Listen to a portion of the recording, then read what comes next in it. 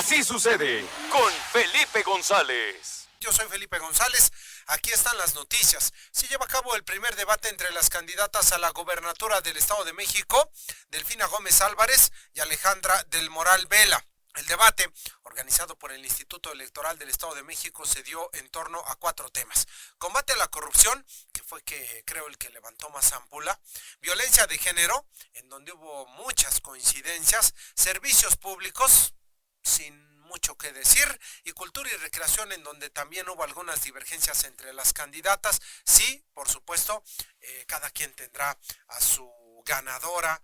Manuel Luna. Primer debate de las candidatas a la gubernatura mexiquense, organizado por el Instituto Electoral del Estado de México, se llevó a cabo con acusaciones de corrupción y desacreditación desde el inicio del mismo.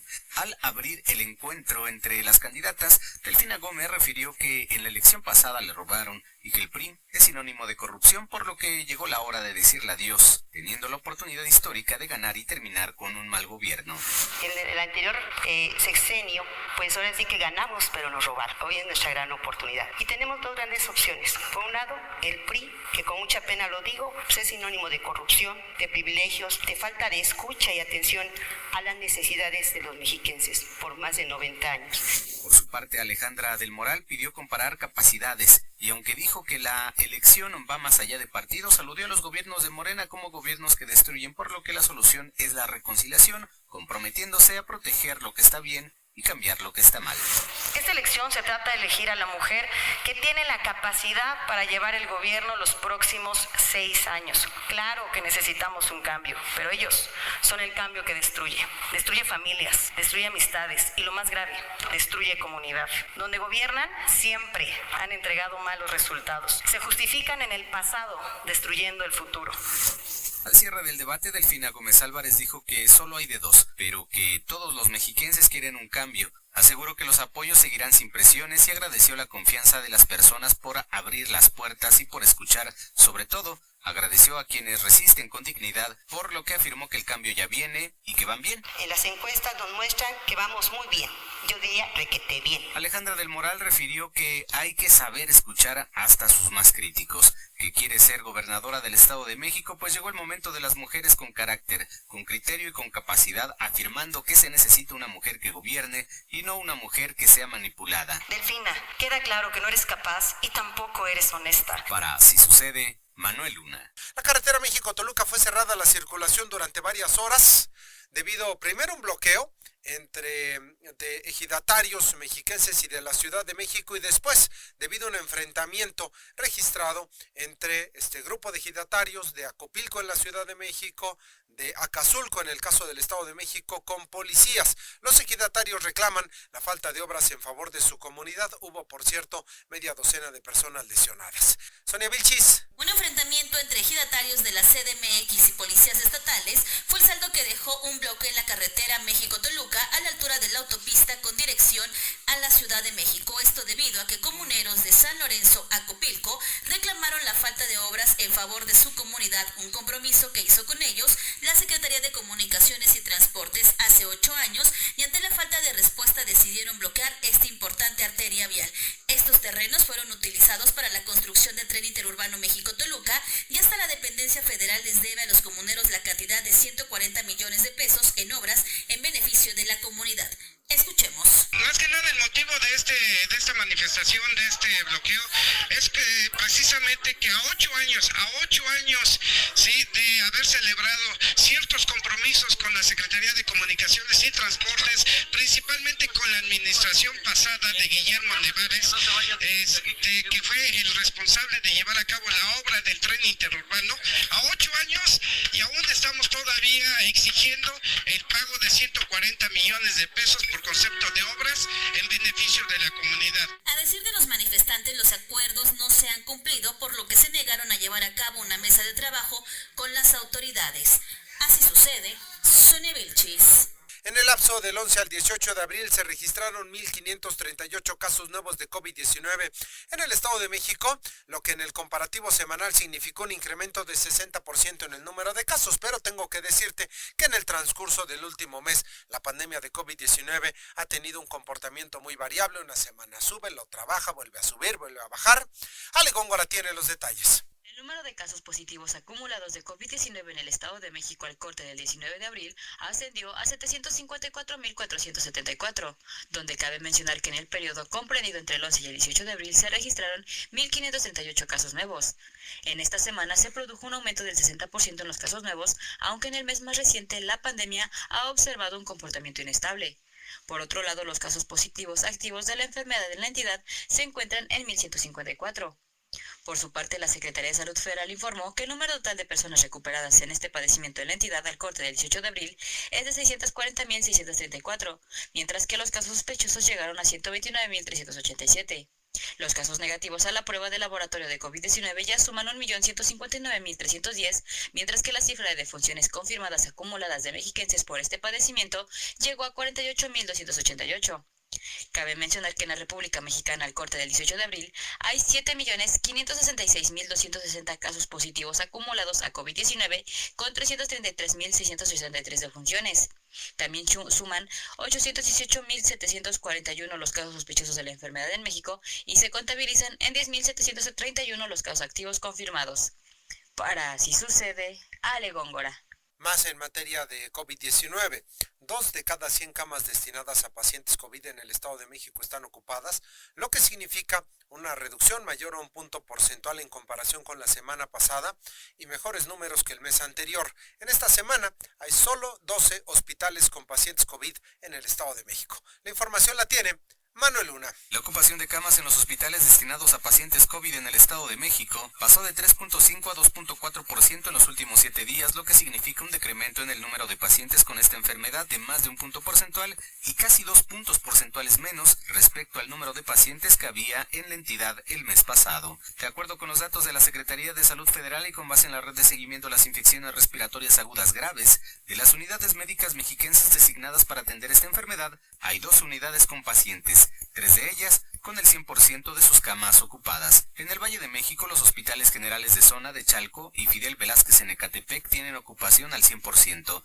mientras que el de Coacalco tiene la mitad de sus camas ocupadas, el de Las Margaritas en Tlalnepantla 33%, el Hospital Regional de Alta Especialidad de Ixtapaluca 27% y el Bicentenario de la Independencia en Tultitlán 21%. Respecto al Valle de Toluca, el Hospital General Regional 251 del IMSS en Metepec disminuyó su ocupación a 78%.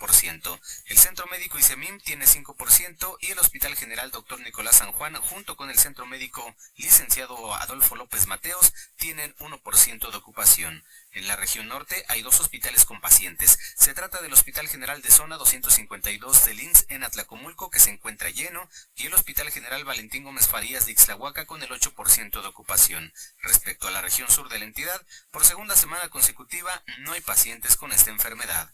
En todo el Estado de México, el porcentaje de pacientes que requieren equipo para respirar al encontrarse en camas con ventilador es del 0.46% que registra en este momento. El 2.2% de esos pacientes se encuentran graves en las unidades de cuidados intensivos. Finalmente, esta semana hay 37 unidades médicas que no registraron pacientes con esta enfermedad. Para Así Sucede, Manuel Luna. Cada año el nivel de lectura en México es mayor. El promedio de libros leídos por la población fue de 3.9, el dato más alto registrado desde 2016 según cifras de la encuesta Módulo sobre Lectura 2022 realizado por el Instituto Nacional de Estadística y Geografía. Sonia Vilchis. Cada año el nivel de lectura en México es mayor. En un año el promedio de libros leídos por la población fue de 3.9, el dato más alto registrado desde el año 2016, según datos de la encuesta Módulo sobre Lectura 2022, realizada por el Instituto Nacional de Estadística y Geografía. Así se dijo en el marco del Día Mundial del Libro y del Derecho de Autor a conmemorarse el próximo 23 de abril, en donde además se dijo que el 71.8% de la población alfabeta de 18 años y más declaró haber leído algunos de los materiales considerados por el Módulo sobre Lectura libros, revistas, periódicos, historietas y páginas de internet, foros o blogs. A decir de la encuesta, en los últimos 12 meses por sexo, los hombres declararon haber leído 4.2 libros en el último año, mientras que las mujeres leyeron 3.7 libros. En promedio, la sesión de lectura para la población sin educación básica terminada fue de 32 minutos. La población con educación básica terminada o algún grado de educación media superior destinó en promedio 38 minutos y para quienes tienen al menos un grado de educación superior alcanzaron los 48 minutos. Así sucede, Sonia Vilchis. Los requerimientos en materia de protección civil que hacen los gobiernos municipales pueden llegar a retrasar hasta 5 meses la recepción de documentos para las unidades económicas y elevar de manera considerable el costo para obtener una licencia de funcionamiento. Y es que hay 125 municipios y 125 criterios diferentes en esta materia. Rebeca Morales. Los requerimientos en materia de protección civil que hacen los diferentes municipios pueden llegar a retrasar 3, 4 y hasta 5 meses la recepción de documentos para las unidades económicas y elevar de manera considerable el costo de obtener una licencia de funcionamiento, ya que al momento se cuenta con 125 criterios diferentes en la materia y requerimientos que en algunos de los casos resultan inoperantes.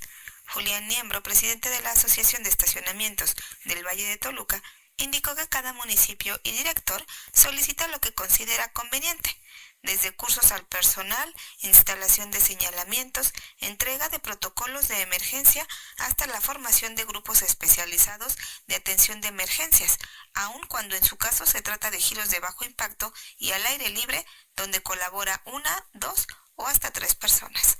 Escuchemos. Y provoca que cada municipio ocupe el criterio que mejor le parezca, porque en algunos municipios nos piden, se me fue el nombre, el documento, es un documento que nada más lo tiene que hacer una persona porque es la firma autorizada, y ese documento, el más barato, anda en promedio de 15,000 pesos, y son pocas las firmas autorizadas en el Estado de México. Protocolo de emergencia, y en otros municipios nos piden como una visita que nos hagan donde presentemos o acreditemos que tenemos extintor, lotes de evacuación, botiquín. Aseguró que es indispensable el que se tengan criterios unificados con el fin de que se pueda tener también un criterio a elegir entre las autoridades que sea válido para todas las unidades económicas. Dijo, se les exige que puedan tener grupos de rescate, primeros auxilios y en algunos de los casos solamente cuentan con 2 empleados. En el caso de establecimientos de mayores dimensiones y operación, como es el caso de centros comerciales, donde se tienen varios pisos de estacionamiento, están de acuerdo en tener rutas de evacuación y ciertas capacitaciones, pero dijo no se pueden tener requerimientos iguales para estacionamientos de 20 cajones que de 300. En algunos casos han tenido incluso incidentes en los cuales les han robado el extintor, por lo que solicitó que se tengan criterios iguales en todos los municipios y así se eviten interpretaciones o solicitudes fuera de las capacidades de las unidades económicas. Rebeca Morales, así sucede. El periodo de presentación de la declaración anual de impuestos significa también un riesgo en materia de seguridad si se accede a portales que no son seguros o bien se otorgan las contraseñas de la firma electrónica a un extraño. Rebeca Morales. La temporada de presentación de la declaración anual de impuestos significa también un riesgo en materia de seguridad si se accede a portales que no son seguros o se otorgan las contraseñas de la fiel a un extraño. Jesús Rodríguez Zambriz, expresidente de la Asociación Mexicana de Contadores Públicos, señaló que dicha información no debe ser otorgada a ninguna persona y en el caso de ser un contador quien realiza la presentación de las declaraciones provisionales, estos datos deben ser cambiados de manera periódica. Indicó que el sistema de simuladores fue creado por la Secretaría de Hacienda con el objetivo de poder tener información previa sobre los montos a pagar y los saldos a favor que pudiera tener el contribuyente. Sin embargo, estos datos no son vinculantes, es decir, debe verificarse la información antes de presentar la declaración. El experto señaló que hay un riesgo latente de otorgar información a sitios no oficiales, pues esto puede ser utilizado para emitir facturas, pero además para conocer información sobre los ingresos de una persona, su cartera de clientes o proveedores e incluso generar temas en materia de extorsión. Escuchemos. Hay mucho riesgo. Primero, pues nuestros datos sensibles, ¿no? Porque van a saber de cuánto facturamos. cuánto tenemos de ingresos, cuántas deducciones tenemos. Y aparte también, pues el riesgo también ahí de que nos pueden hacer fraude a través de que pueden emitir factura. En el caso de servicios profesionales de contaduría, señaló que es importante hacer el cambio de contraseñas y firmar un pequeño contrato en donde se establezcan las responsabilidades ante el uso de las mismas para tener un esquema de protección.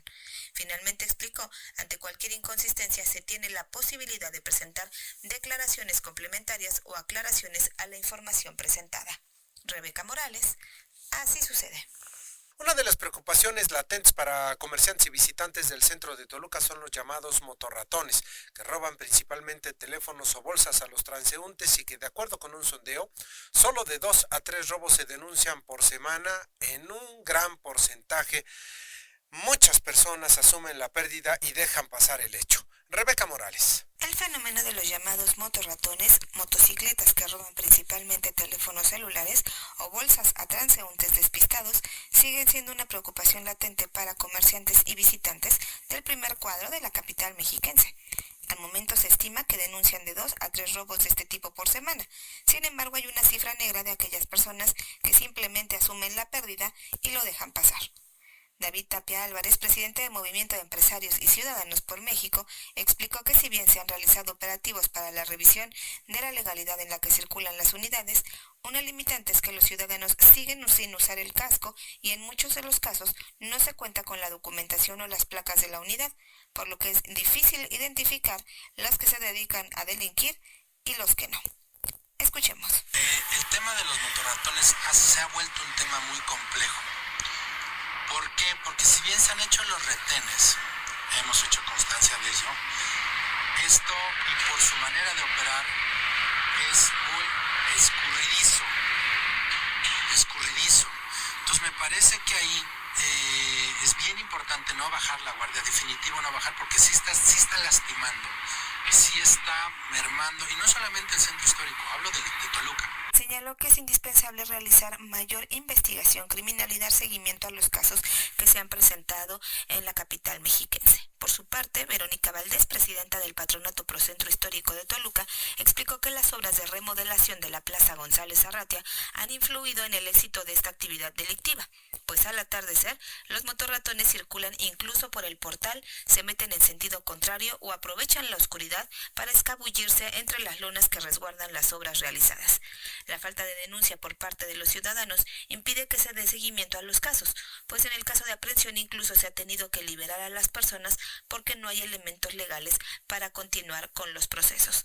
Tapia Álvarez hizo un llamado a la ciudadanía a hacerse responsables tanto de los vehículos que conducen como de portar las medidas de seguridad que les permitan salvaguardar su integridad y las de otros ciudadanos. Rebeca Morales, Así Sucede. El diputado Daniel Cibaja volvió a insistir en que el Ejecutivo del Estado dé resultados al combate del llamado huachicoleo del agua. Desde la Cámara Local pidió un informe convincente y acciones para combatir el robo de agua en el Estado y especialmente en Ecatepec. Manuel Luna. Casi un año de haberse aprobado la iniciativa impulsada por los diputados locales de Ecatepec, El Valdana, Susana Cisneros, Luz María Hernández, así como Daniel Cibaja y Faustino de la Cruz, con la intención de frenar el robo y sustracción de agua potable de la infraestructura hidráulica, Daniel Cibaja volvió a subir a la tribuna para pedir un informe de la Fiscalía respecto a las acciones realizadas en la materia, pues los resultados vistos desde la ciudadanía no son convincentes. El informe no se nos ha dado de manera muy escueta. Estamos pidiendo seriedad, ¿no?, al respecto. Repito, yo esperaría una fiscalía del estado más grande y más poblado de este país, profesional, de inteligencia financiera, de inteligencia en todos los ámbitos, ¿no? Dijo que no se trata tampoco de que haya más personas en la cárcel solo por encarcelarlos, sino que se debe atender con habilidad y estrategia, ya que el informe que hace un mes les entregaron tras una protesta frente al Palacio del Ejecutivo Estatal detalla que fue con base en notas periodísticas donde se redacta que hay 5 personas en la cárcel, pero eso para el diputado no dice nada, por lo que ahora pide un informe detallado aunado a que se busca respuesta en los 3 niveles de gobierno y no solo en el estatal.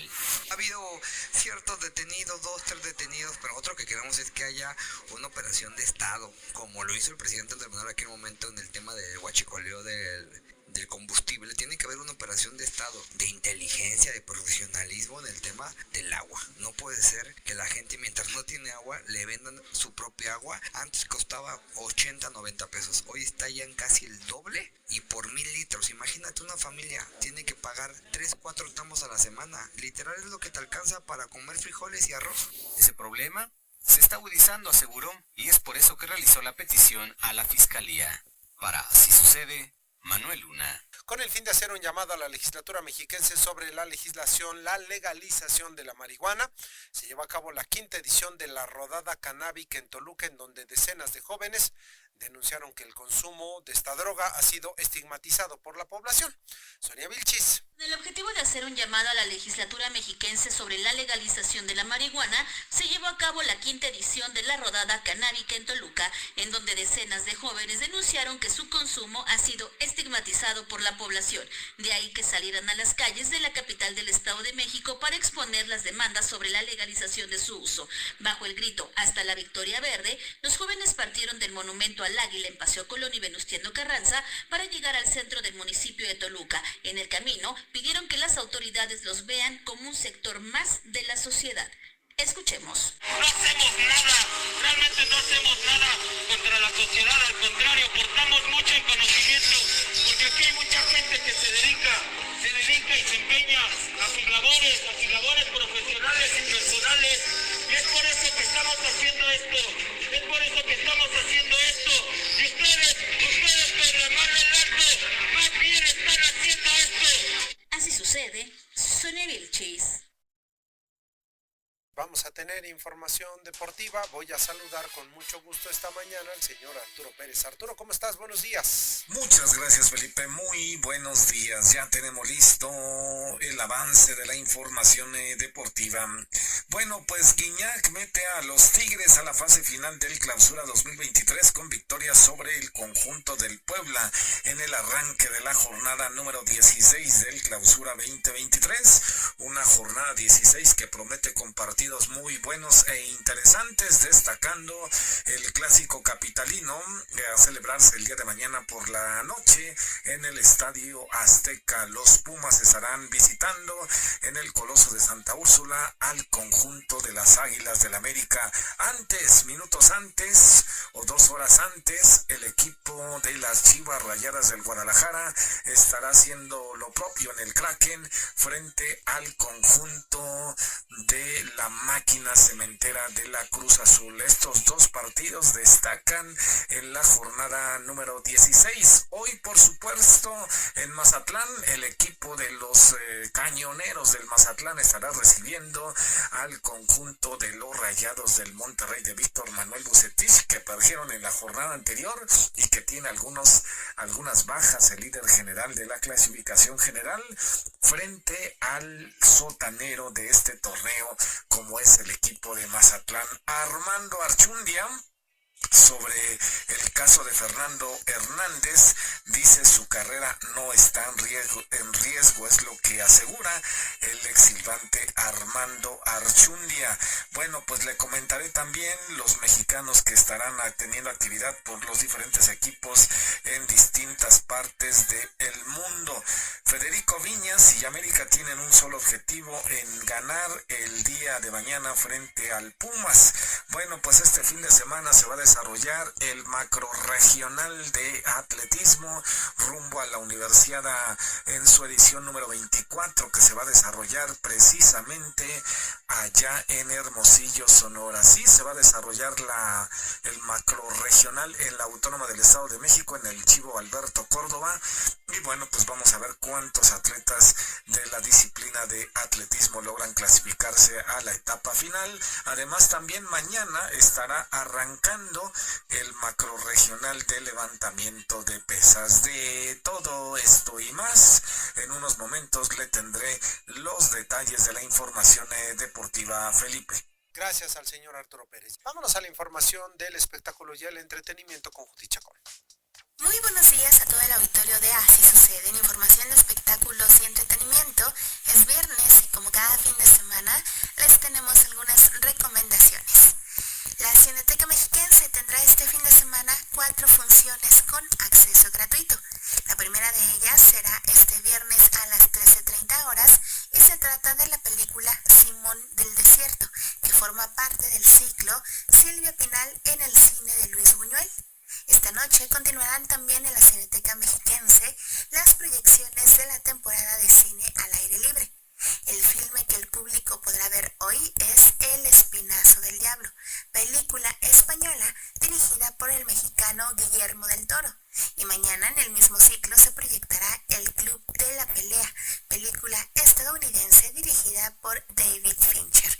Ambas funciones darán comienzo a las 18:45 horas, pero es importante estar al pendiente de las redes sociales de la Cineteca Mexiquense, ya que las proyecciones que se llevan a cabo en el marco del ciclo de cine al aire libre dependen completamente de las condiciones climatológicas y algún cambio es anunciado precisamente a través de las redes sociales de la Cineteca Mexiquense. Finalmente, el domingo en la Cineteca a las 12:30 horas será el turno de La Princesa Mononoke, una película animada del director japonés Hayao Miyazaki. La Orquesta Sinfónica del Estado de México continúa con su temporada 147 y esta noche a las 20 horas interpretará en la Sala Felipe Villanueva obras de Schumann y Brahms. El director huésped en esta ocasión será el maestro Guido María Guida. El acceso a este concierto tiene costo de 85 pesos y este mismo programa será interpretado una vez más por la OSEM mañana sábado a las 5 de la tarde en el Cine Teatro Lupita, que está ubicado en el municipio de Santiago Teanguistenco. El acceso a esta presentación es de manera gratuita. En el Centro Cultural Mexiquense de Toluca continúa la exposición de Judas, que está conformada por una veintena de las figuras que representan al mal y que formaron parte del concurso 2023.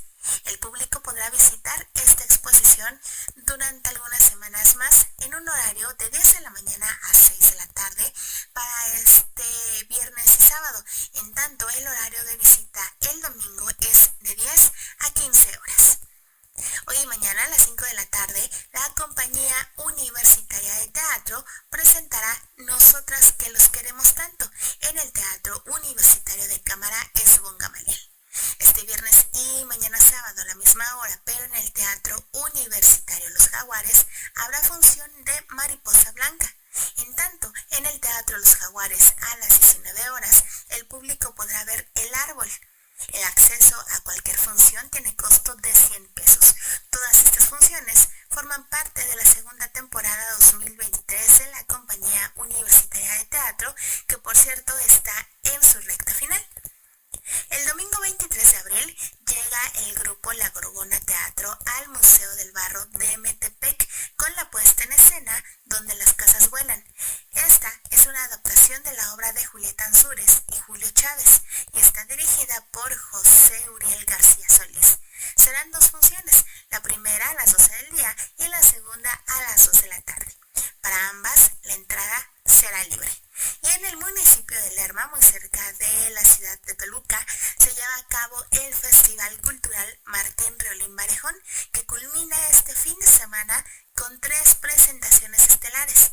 La primera es este viernes y está a cargo de la cantante Jimena Sariñana. La segunda será mañana sábado 22 de abril y será el turno de Lupillo Rivera. Para cerrar esta 9ª edición del festival, llegará el cantante Francisco Céspedes. Cada uno de estos conciertos se llevará a cabo en la Plaza Juárez del municipio de Lerma y dan comienzo a las 8 de la noche. Todas son de forma gratuita. Yo soy Judith Chacón. Sobre el tema del debate entre las candidatas Delfina Gómez y Alejandra del Moral, el comentario hoy de Patricia Maldonado. Muy buenos días. Con toda seguridad, este viernes lloverán los comentarios en medios tradicionales y redes sociales de quién ganó el debate a la gubernatura del Estado de México entre Alejandra del Moral y Delfina Gómez. Obviamente, esta acción es con el propósito de perfilar o posicionar a la contendiente como la mejor opción y posible ganadora de la elección del 4 de junio. Y obviamente, cada partido político de los que postulan a las candidatas dirá que la suya ganó. Así, tú puedes partir de que debatir no implica dejar a la persona contraria por los suelos, sino en exponer motivos, razones y argumentos de lo que se piensa y quiere hacer. El debate no es, pues, para provocarse daños. El debate tiene como objetivo principal el intercambio de ideas en un marco de respeto y civilidad entre los participantes. Así pues, la opinión que cuenta es la tuya, porque tuviste tiempo de oír y ver a las participantes y tú eres quien va a votar. Además, tendrás una segunda oportunidad de verlas debatir. El debate es, por tanto, además, uno de los varios factores para elegir por quién votar, como son su propuesta de gobierno, su trayectoria y su compromiso con la entidad. En Así Sucede, Patricia Maldonado Pérez.